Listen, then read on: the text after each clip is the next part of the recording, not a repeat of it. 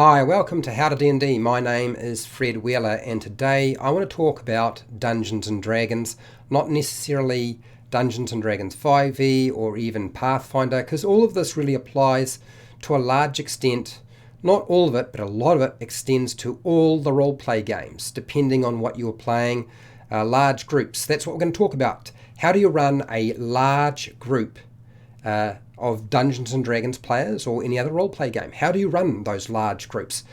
Unfortunately for me, I've been involved in organised play and I've had to do it many times, and because there were so few dungeon masters around at the time I was dungeon mastering, about 2014, I had big tables, really big tables, so therefore it got quite difficult.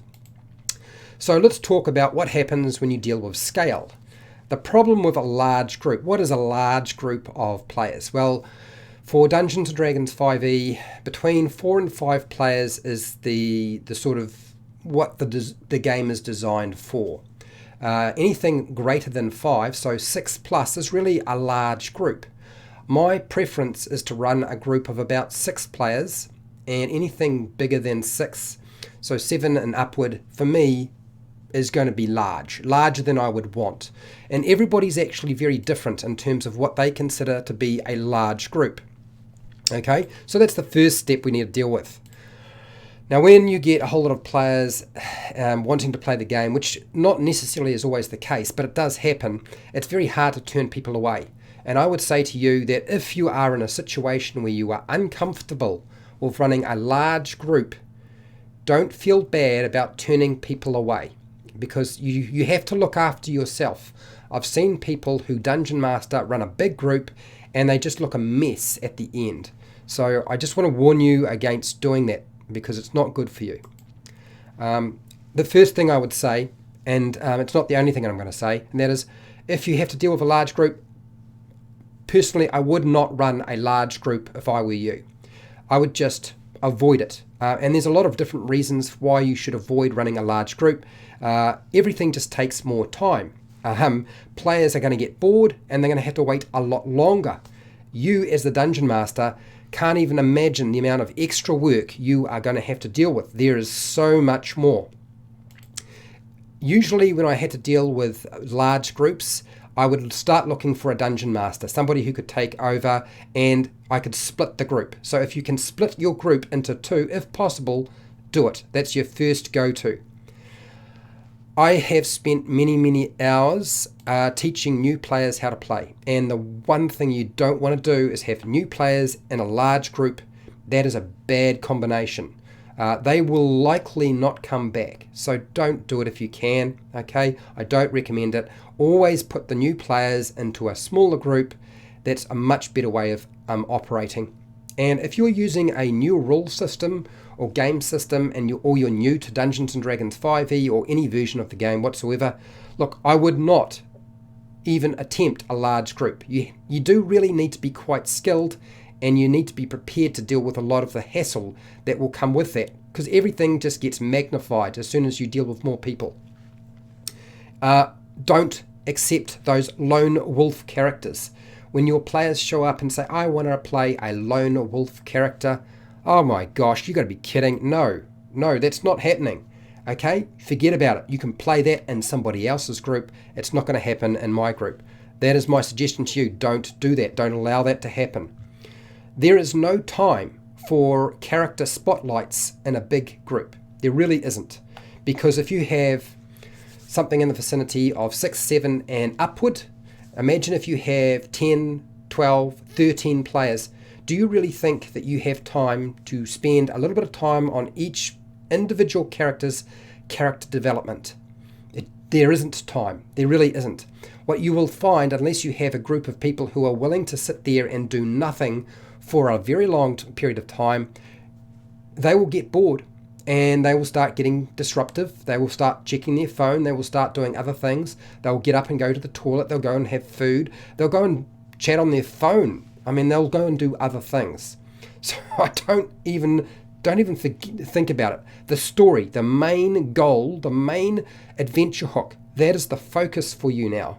Everything else, pointless.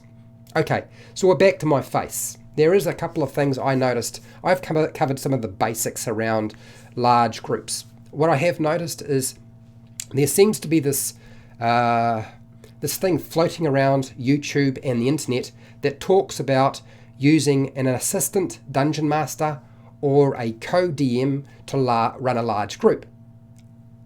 Honestly, pointless. If you have another dungeon master or somebody who can be an assistant to a dungeon master, they might as well be a dungeon master, split the group, so it's pointless. When I hear that, it just frustrates me. It's always a poor quality experience for everybody involved, dungeon master and player, when the group is large. So if you're going to use assistant dungeon masters and co-dungeon masters, good for you, but I think it's foolish. Don't do it. Okay, so you need to have a session 0.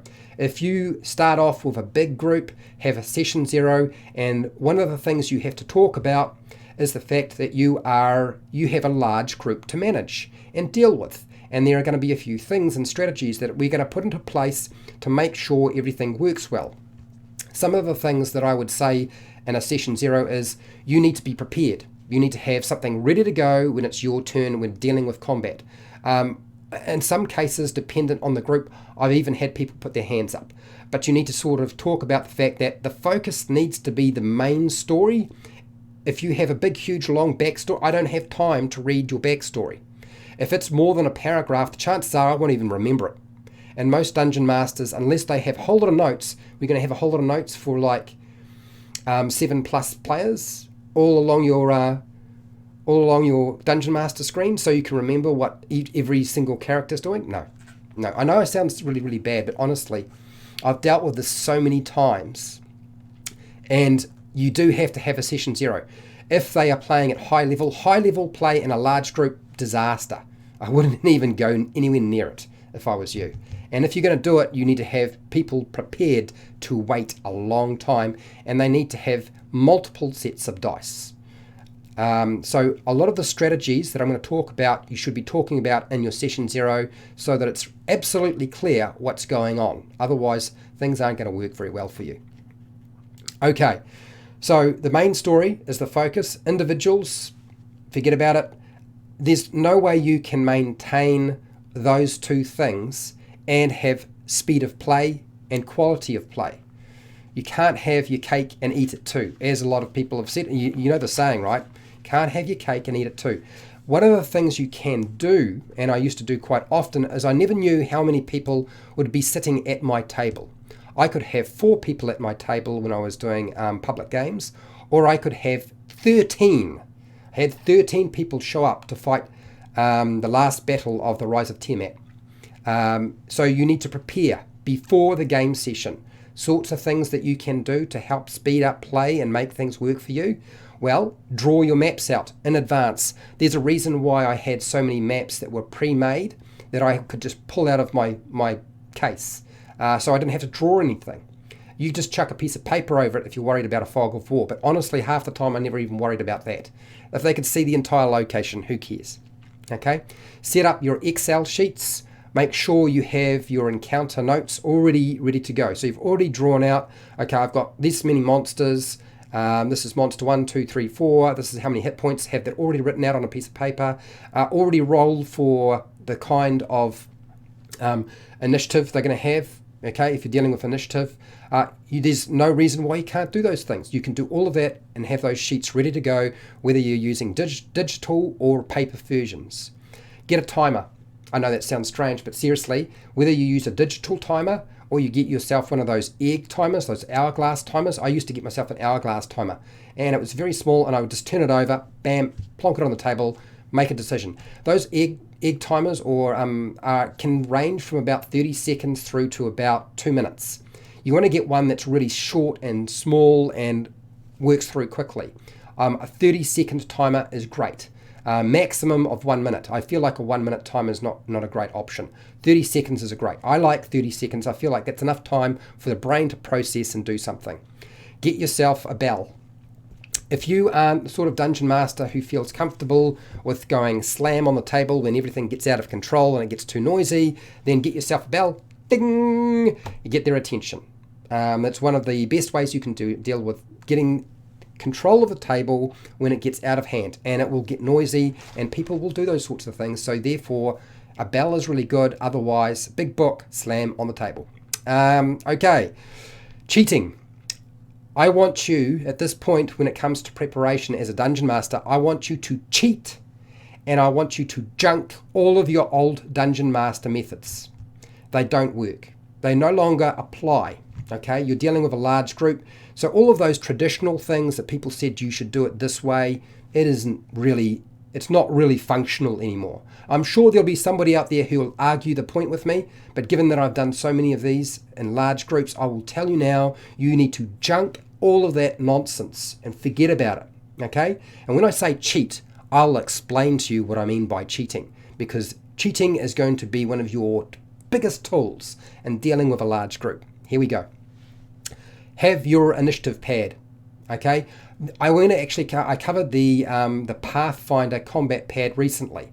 Now the great thing about this is you want to have this prepared already, or you want to have tags for the monsters and the players all ready to go, already in advance, so you don't have to do it at the table. That's a bad thing. Okay, anytime you can roll initiative in advance is always good. Yep. Particularly, even if the players aren't there, you can deal with your monsters. You can at least roll initiative for them in advance. And the great thing about having an initiative pad, whether it be something you buy or make, is you give it to the players. That's why you're preparing it in the first place, so you don't have to deal with it anymore. Don't over-design your encounters. I know when people start thinking about a large group, they think, okay, now I have to design my encounters. I need to change everything, because honestly, it is actually a trap. You can over-design, because what you want to do is you want to add more monsters, right? No, you don't. If anything, you want to reduce the number of monsters. And if you don't reduce them, you want to leave them the same. Adding more monsters increases the amount of time it will take for you to actually run your combats. And I will explain the concept of what happens with combat when you're dealing with a large group, because a lot of people will assume that combats get longer, but they don't. And I'll explain how that works very shortly. So forget about encounter balance. It's gone, because nothing in that Dungeon Master's Guide will help you outside of the parameters that the game was built for. So you can use multipliers all you like, it won't help you in the slightest. Forget about game balance. Forget about calculators, trying to figure out the correct amount of XP to be earned, or the difficulty for dealing with a group. Because once you start dealing with groups that are in the vicinity of 7, 8 and upward, there's nothing you can plan for. Absolutely nothing. It just doesn't work. Okay, so can you design your encounters? This is where we need to start getting into the nitty gritty. How do I design an encounter for a large group of players at my table? As I said, less monsters and add more hit points to the monsters that are already there. You can add actions to your monsters. They might have the same type of action, but give them multi-attack so they do more attacks. Remember, the players now have access to more actions than your monsters. And the only way to increase the number of actions your monsters do, you would have thought would have been to add more monsters, but you don't have to do that. Give them multi-attack. Why not? You have fewer monsters that do more attacks, and they have more hit points. And this is where I would go with your design for an encounter for a large group. Use fewer casters of magic. Now, magic is always one of those things that's very complicated. If you're going to use a caster, make sure it's got a very simple, pre-programmed process. All of your spells are ready to go. You know exactly how they work. Grabbing the spell book cards is a great idea if you're going to use a magic user, and the focus for that particular encounter is the magic user and some minions or something like that. But do not try to play multiple casters in an encounter with a large group. You will just sit there having to truck through gobs and gobs of information before you can actually make anything happen. And the more time you take, the more time the players feel they can take. So you need to be able to role model and demonstrate how to play quickly. Now, fair enough, you are dealing with more than everybody else. So I totally understand that. Okay, avoid complex encounters. What does that mean? That means multiples of different monsters. So if you have like 3 or 4 different types of monsters in your encounter, that's getting complex. 1 or 2 is better. And if you want to use 3 or 4 different types of monsters in the same encounter, use a wave. So the first wave is monster type 1, goblins. Monster type 2 comes in later, and that's your orcs.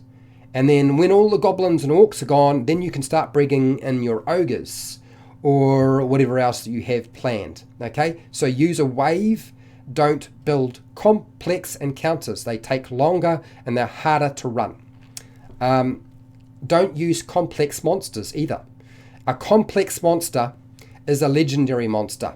So if you're going to use a legendary monster, you need to do a bit of prep around that. And I know it's going to happen at some point. At some point, Fred, I know you're saying it, Fred, at some point I have to use a complex monster. But you can simplify things, and I'll explain to you how to do that. So I've already said adding hit points to your monsters is a good idea, and you'll find that adding hit points is something you need to do not just before the game, but during the game. Because you'll notice, as I explain what happens with combat in a large group, is it actually means that you will often not even get to the end of round 1. There's so many people playing the game, you won't even get to the end of the last person's turn before the round is over. Because, of course, the only way to do that is to add more monsters and make everything a lot longer, which is not what you wanted to try and do. Don't do that. Use the average damage for your monster. So in the stat block for your monsters, you'll find there's a section where it shows and explains to you how to roll damage. So what do you roll for your damage and what you roll for your hit. And there's a number that's static. That's your average damage. What I want you to do is use the average. No dice rolling for damage for monsters. Forget about it. I know the only time you need to do it is when there's a critical. Otherwise, you're actually adding more complexity and it'll take a lot longer for you to do everything. You could say, okay, but Fred, I can roll the attack roll and the damage at the same time. But the thing is, when I run an encounter with multiple monsters, I roll all of my attacks all at once. Every single one of them. I don't roll my damage and my attack. I roll all the attacks all at once and I just use the average. That's it. I'm done. I'm dusted. I can now hand over the turn to a player. And that's what I want to try and do. This is a good time to forget about using miniatures, maps. You can still use the dice, but use theatre of the mind. Yep, seriously. It will solve you a lot of problems for you. It will create problems for people who want to use area effect spells and area effect abilities. But time-wise, laying out a mat or map and miniatures and setting everything up always consumes more time. So ditch it, go with theatre of the mind, will solve a lot of your problems. Okay, increasing monster damage is by far one of the best ways to deal with a large group. Don't do it when they're level 1. Do it when they're about level 3 upward. Okay, start adding in another d6 of damage with your monster. You can, in some cases, depending on what level they are, you can double the amount of damage they put out. Just take the average and multiply it by 2. Very simple. Trim out conditions that a monster might impart that require you to essentially track something for just 1 round, or a number of rounds, or until somebody makes a saving throw. I would modify your monsters when it comes to a condition and say, look, when this condition comes into play, it stays in play for the rest of the encounter. If you're going to have it a condition, just leave it in play and it doesn't. You either save or you don't. Really simple. Otherwise, it's hard to know when that encounter drops out and when it comes in. Okay? And to be honest, you're going to forget most of the conditions your monsters have and special features that they do when you're running a large group. I found I would forget them constantly and feel quite frustrated that my encounter was not as good as it could have been. And if I had only just applied it once and not worried about having to track it every round because it was always in place, because I was worrying about, okay, now the player needs to roll a save at the end of their turn or whatever it was, and I would forget about doing that, so ditch it. Okay, here we go. So that's you as the Dungeon Master and your preparation and how you approach everything. What about delegating tasks to your players? Oh yeah, they're there too. They're supposed to help you, man. You're not the only one who's playing the game. So if they want to play in a big group because they don't want to be, moved on or said, look, I don't want to run the game, they're going to help you out. And when a large group says, no, we don't want to do that sort of thing, we don't want to help with the tasks, that's the first person to go, okay? Honestly, first person to go. Now, I know you're dealing with friends and family, and so that's a lot more difficult, but honestly, you're going to have to say, look, if you're going to play, you have to do some of these things. Otherwise, it's way too hard. Okay, so what are the things that players can do? They can track the turns and the initiative. We already talked about an initiative board. Whether you have little tags that sit on the Dungeon Master screen, you can have the player set up all of those little tags along the Dungeon Master screen so everybody can see, okay, from left to right. Left is the first person and on the right is the last person. And you have your initiative, including the Dungeon Master, and they can see where their turn is and where they are. Make sure everything is bold and easy to read so it's very, very clear. Otherwise, you have an initiative board that is not hidden under somebody's seat or whatever. It is out and easy to see so that people can see what's going on. And if somebody has the initiative board and it's their job to make sure that people know when it's their turn, they are the one who needs to remind somebody, look, you need to make sure you're prepared, you're next. Get ready, okay? Get them to track conditions. Whether you use some sort of token or anything to put around something, it doesn't matter. Get them to track that sort of stuff, because it'll be too hard for you to actually focus on that. A different person to track conditions. You've got enough people. You've got an army at your table. They can do some of this stuff. Get somebody, if you really want to check on rules, and with a large group, it's really pretty hard. My suggestion is get somebody who is a rules lawyer who you trust, and they check the rules. You're not going to stop and wait for them, but they can check things if it's really necessary. So we know what's going to happen later on if it's something that's going to be an issue. But don't use that card very often, okay? I would leave that. I found myself having to retrospectively do stuff, and that used to annoy me immensely. Okay, so drawing maps. Get them to do their charting, charting out their location. Get them to draw the map up.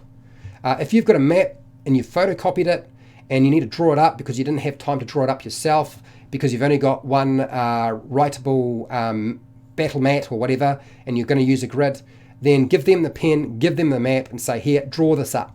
Don't worry about the fact that they can see everything. If you're really worried about secret doors and so forth, then get a marker and put it through the photocopied version. Okay? Get them to get out the miniatures you need. Okay, I need 6 orcs and a orc chief. Find me something appropriate, please. And somebody has the box of miniatures and they get them out.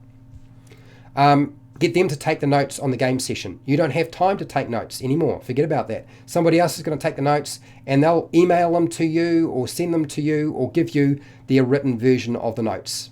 Makes life a lot easier. Get somebody else to recap.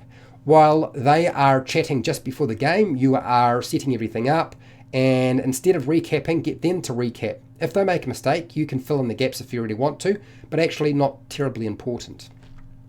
And I know a couple of Dungeon Masters who are going to say, oh, I don't know about that.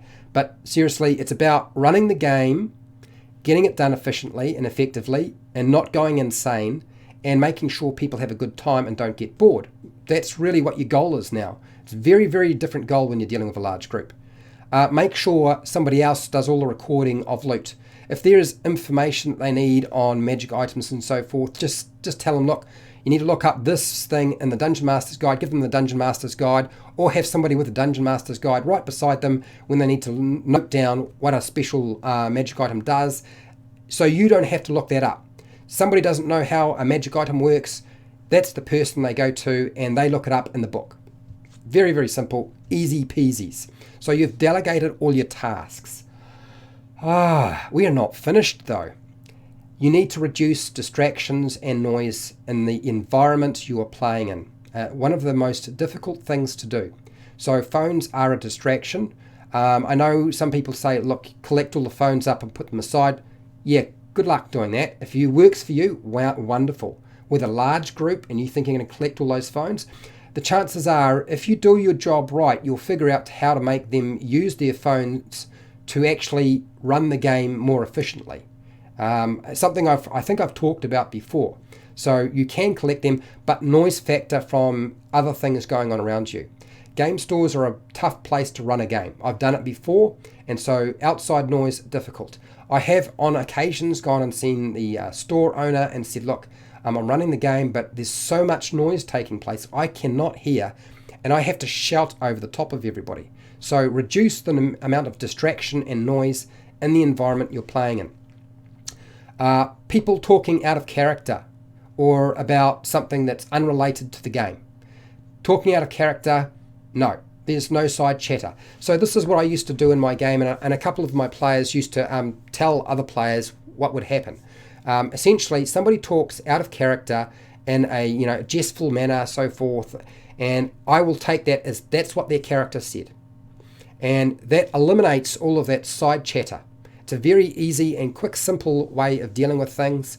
Initially, you'll get a couple of players who will be upset and annoyed by that, but they will learn very quickly that they need to be careful about what they say, which is why they need their phones so they can text their mates beside them if they need to make a side chatter comment, which is why I'm saying don't take the phones away, but you don't really want them playing games on there.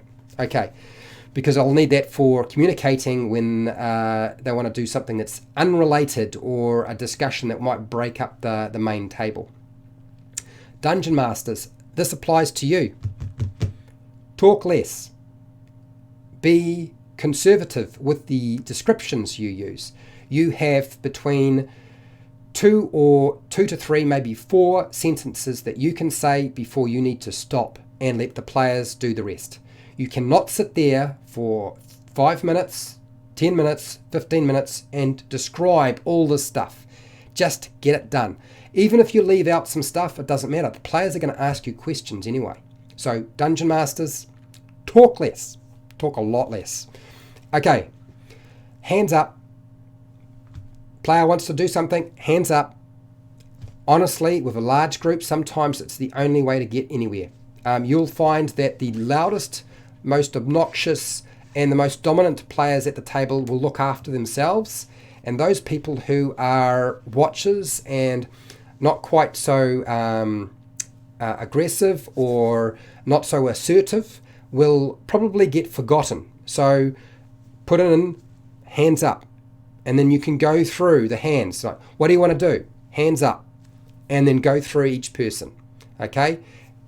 They get them to explain what they want to do, tell them what they need to roll or do, or whether they can do it or not, and go from there. So I know it sounds like you're at school, but honestly, it works really well. Feels a bit strange to begin with, though. Ditch initiative. Initiative in Dungeons and Dragons is a big problem. It slows the game down a massive amount. I've done videos on different types of initiative and how to approach it. Personally, I feel that initiative is a big problem, but I would ditch conventional initiative in your game. It doesn't work, not with a large group. And I will explain some alternative methods for using initiative later on in this video. Okay? Players, you need to tell your players and explain to them, look, you have to work as a team. If you start getting into a long-winded argument and discussion about how to do something, or there's 2 groups discussing 2 different options, and it doesn't seem to be going anywhere, you as the Dungeon Master are going to break that up. Now, how do you break it up? You're going to move the story on. Things happen. While they were talking and discussing everything, because they're talking in character, right? The monsters did something else. The villain has actually moved their plans forward because they didn't make a decision about what to do next. Often I would just, when I would run a game, I would just say, what are you going to do? And I put the egg timer out and I'd turn it over and have it ticking along. 30 seconds. And they're all like, oh God, we've only got to the hourglass. I think he's put us on a timer. We need to make a decision quickly. That is a really good way of getting the players to actually make a decision, particularly when you have too many people with too many different plans going on at the same time. They have to work as a team together, and sometimes they'll make poor decisions, but it doesn't matter. You're running the game. You can fix all of that. Quick on the rules. You need to be quick on the rules. If you don't know what the rule is, don't look it up. Just make a ruling, move on. If you want to really worry about it later on, get somebody else to look it up, and you'll deal with it when it comes up again, okay? But otherwise, forget about it, move on. Get a time. Oh dear. Get a time for your players to understand that when it comes to combats will get, waiting times get longer and longer and longer for each player. Okay, honestly, the waiting time for each player gets so much longer for each player, and including the Dungeon Master. And if you put more monsters in, it gets longer again. But what happens with combat, with a big group, is because, particularly if the Dungeon Master rolls really, really low, or even high, is the last person at the very bottom of the initiative order, you might only have one round of combat, and then that's it, it ends. You don't even get to the bottom of the initiative. It's happened to me so many times. I can't even count. It used to be quite frustrating. I have a fix for that, okay? I have a fix for sorting out the problem with your rounds not getting to at least through, so everybody gets a turn for that combat. It's going to happen. It definitely will happen, but there's a fix for it. Don't worry. Okay. They need to think about what action they're going to take in advance. Pre-planning is really important. And they need to actually understand they have to pre-plan in combat and outside of combat for it to work. Otherwise, it doesn't work. You need to pre-plan everything, not just the combat section, but the outside of combat. You need to pre-plan. You need to make sure you look up everything yourself. You need to do a lot of the work that a Dungeon Master would have done when they only had a group of 4 or 5 players. Players need to be prepared ahead of time, and it's pretty obvious, right? One of the things you should have explained to your players in session 0 is that they should have a standard action they take if they cannot decide. If they cannot decide, you drop them to the bottom of the initiative or the bottom of the round, and they'll take their turn last, okay? And if you have a pre-made standard action they can just slot in when they have action paralysis, then awesome, wonderful. And what can you do with that? Well, the mage casts their most powerful cantrip. The fighter swings their sword, or uses the grapple action, or a shove action, whatever they've pre-decided. Okay, and they should have it written down somewhere, so they're ready to go. The ranger fires their bow. They've got a long bow, they're going to use their bow. Okay. When it comes to combat and you don't get to the end of your down the initiative order to the very bottom and the last couple of players miss out, or the last player misses out, what you're going to do is you're going to look at the monsters and see how many hit points they have left. And if the monster would have died, honestly, I know this sounds terrible, don't have it die. Let it live. Give it a few more hit points. Okay? The ranger made a bow shot, fired it, killed the last monster. But there's still somebody else. The cleric still gets to have a turn. But of course, the combat's going to end. Add a few hit points right then and there. Let the monster stay alive. The cleric gets their turn. Done. Everybody feels like they contributed to that encounter, that combat encounter.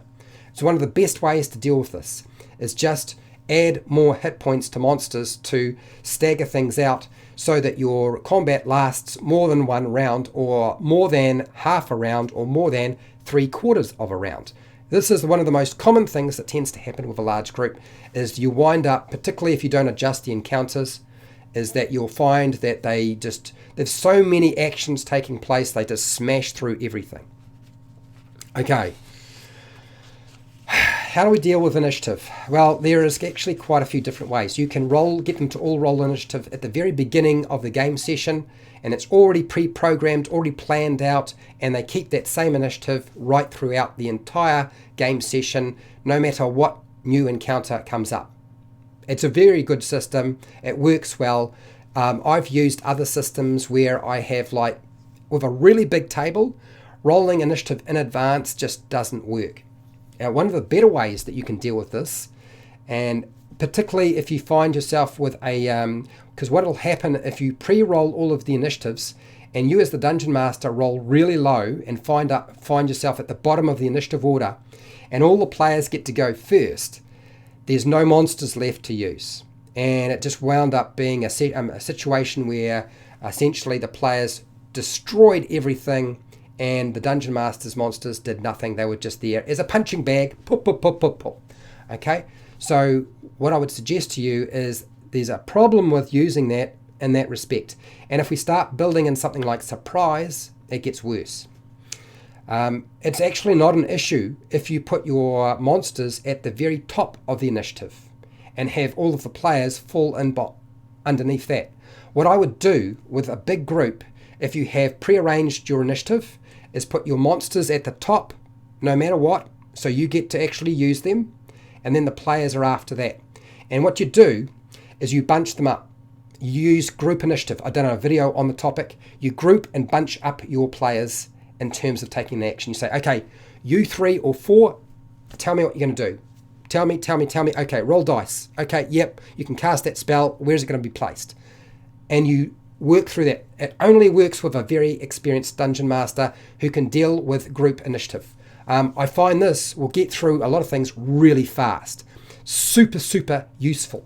So when it comes to running initiative, don't think of the individual. We don't all wait for each individual person. We want to just say, okay, this group, do what you're going to do. Let me know. Okay? And it'll get through the combat so much faster. Works like a dream.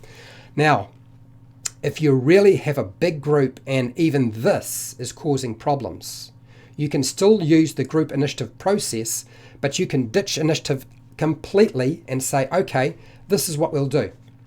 I know what we'll do is, as the Dungeon Master, my monsters go first. Now, the only time your monsters going first is going to be a problem in a large group is if you have surprise on the players' characters, okay? But with a large group, they can absorb quite a lot of damage, so they should be fine. But there are times when that can be problematic. Go first and then say, okay, we're going anti-clockwise round the circle, round the table.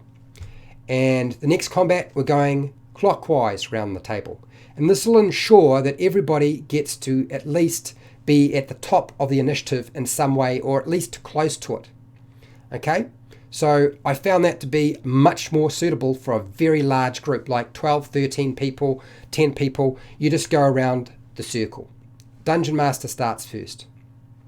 Ditch your initiative. And you can, again, use the same method and apply group initiative. Like you 3 people go, take your action, or you 4 people go, take your action, tell me what you're going to do. This allows people who are taking far too much time to make decisions to actually take that time, because it doesn't matter anymore. You need to tick off who's actually taken their turn if you do this, though. If you're not going through individual by individual through the initiative order, and you're not dropping them to the bottom of the initiative or shifting them in some way, then you need to make a note somewhere or get somebody else to make a note of who has had their turn. Little whiteboard marker and just tick things off. Very simple. Or a pen and there's a list. Done. Okay? Very simple ways of dealing with a large group. When it comes to players should be rolling their attacks and their damage at the same time. None of this individual stuff. Get all the dice together and roll them. If you have multiple attacks, then you should have different colored dice to make those attacks. As a Dungeon Master, I always have about 20-sided dice, or 10 to 20-sided dice, so I can roll all of my attacks for all of my monsters all at once. And I just go up through all of that. You'll find that don't describe the player's actions. Let them do that. If you need to do any description in combat, you describe your own stuff, your monsters. That's it. Leave their stuff alone. That's their problem. They got to sort that out. Okay. I think I've covered pretty much all of the different strategies and tactics that I have used in a large group that you might find useful in your game. I don't know that I've left anything out. I think I pretty much covered the whole gambit with regard to a large group. I have to say, I don't enjoy running a large group. I feel sorry for you if you are finding yourself in a situation where that has to happen. There are plenty of dungeon masters who do develop the skills and the patience and the a really good attitude to the whole process, and they will calm right down with a large group. But I do know it's much harder to do. So if you found this video helpful, awesome. Look, I have a whole bunch of videos for players, but particularly for dungeon masters, hundreds of videos covering all sorts of different advice, monster tactics, general advice, everything you can imagine. It's there. Okay, you will find something on that topic. I have a Patreon page where you can support me, so I make more videos like this. You get free access to the live streams that go unlisted on YouTube, because nobody else does once they go unlisted, and they will go unlisted once they're no longer live. You get access to priority on the videos I make and the topics I talk about. Those are the things that you are actually getting. I will make sure you get them. I have affiliate links to the book depository and Amazon where you can buy stuff online. I get a small commission, which is really cool. And yes, you can buy all of the things I've talked about down in the description. You just go through the link and then do your search. It's fine. I have a merchandise store now with Teespring where you can go and buy stuff that it's been pumped out for me. And hey, make sure to share, like, and subscribe. Hit the bell button to be notified when I go live, and I go live a lot, and when I publish new videos, which happens a lot as well. And hey, till next time, keep rolling those 20s.